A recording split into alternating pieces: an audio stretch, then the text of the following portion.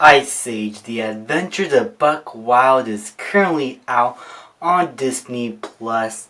And when I first heard of this show like 2 weeks ago, I was a bit confused as to why they would bring back the franchise. I heard rumors of Disney possibly doing a Ice Age series of sorts, but I guess like with the Snyder Cut, they changed it into a movie instead.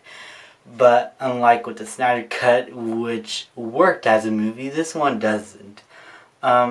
Quick background about my history with the Ice Age franchise. The original three movies I have right here were my childhood. The first film is, to this day, in my opinion, still the best one. It's probably one of the most nostalgic films for me, and I think I'll do a review of the entire series actually. The Meltdown was the first Ice Age movie I have watched and that I owned. I remember getting it from Kohl's when they were like selling movies at some point a long time ago on DVD, and I of course now have the Blu-ray of it.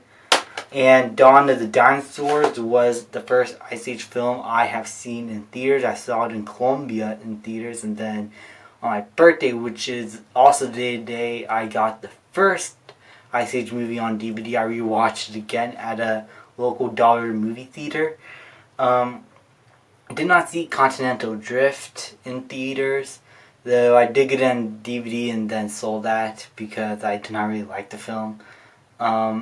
And only watch it like a couple of times. And Ice Age 5, if you see my review for the movie, you know I hated it. I'll probably do a re-review on it if I ever have the courage to. So I was going to this film with less than anticipation. I was not really looking forward to this because the series got progressively worse and worse and worse with each installment. And while I do think this is an overall improvement from Collision Course, never mind, I take that back. I think Collision Course is still better because it has better animation, which I don't understand. This is Disney. And then I looked at the animation studio they hired, and it's a cheap one. They are not really like as detailed or as well defined as something like Blue Sky Studios or something like that. This company, I forgot what it was called, worked on Diary of a Wimpy Kid animation for the movie from last year, and I think it shows their strengths and weaknesses. I don't think they're able to do like really detailed stuff yet. Like they don't have the money to do some crazy details or fine animation, because with the previous installments in theaters of Ice Age, they, as crazy and dumb as they went along, their animation quality did get better from the first film.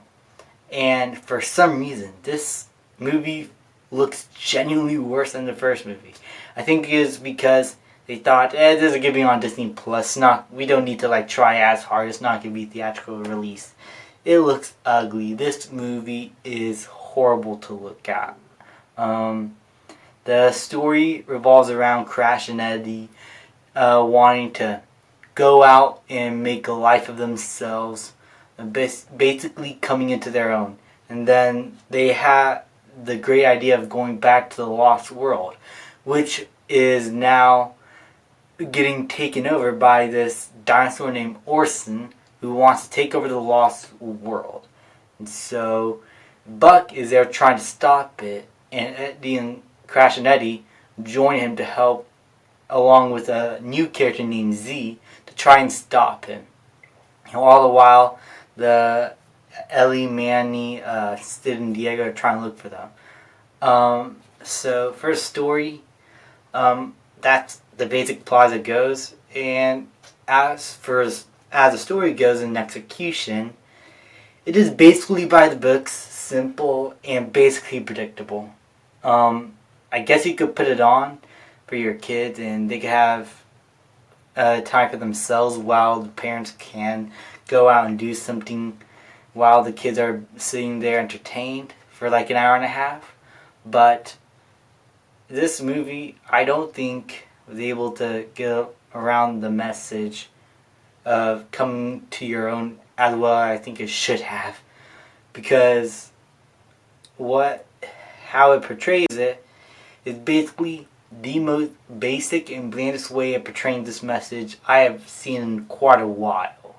And what's also distracting for me also was the voice actors changed. Now, some voice actors here do a pretty good job, like the replacement voice actor for Manny and Nelly, and actress I mean, they do a good job replicating the voices and mannerisms of the original actors, and they weren't that bad. Diego was alright, but he barely has anything to do in the movie, so I don't know what that's for. Sid is awful. I'm just gonna put it like that. He's awful, and actually is annoying with this voice. With John Leguizamo, yes, he can be annoying, but purposefully. And there's a sense of balance with the original voice of Sid on how he should be funny, especially in some of the worst films. And I'm gonna be honest, the story of Crash and Eddie and Buck, I did not find as investing as with Manny and Diego's characters. I'm more attached to those characters than I am with these side characters. While I do like that this movie did try to do something with these side characters, and give them their own like little spin-off, I can't find myself as invested in their story as I am with the other characters. But I will give it that I tried. I'm trying to be as fair as possible, but the animation quality, the writing and execution, it's all just so bland. Yeah, it's not as crazy stupid as the previous films, but because it felt so bland and by the books, I found it to be boring.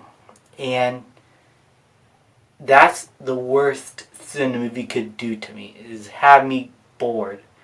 And I find myself really wanting to watch the first three again, especially the first movie. I do not recommend this. This is barely even a Buck story. This is more of a Crash and Eddie story. The villain is by the books, basic. Everything's so basic and safe. Yeah, I don't recommend. I say The Adventures of Buck Wild, and I'm gonna give it a D-. Thank you guys so much for watching. Please like, subscribe, comment, and I'll see you guys next time.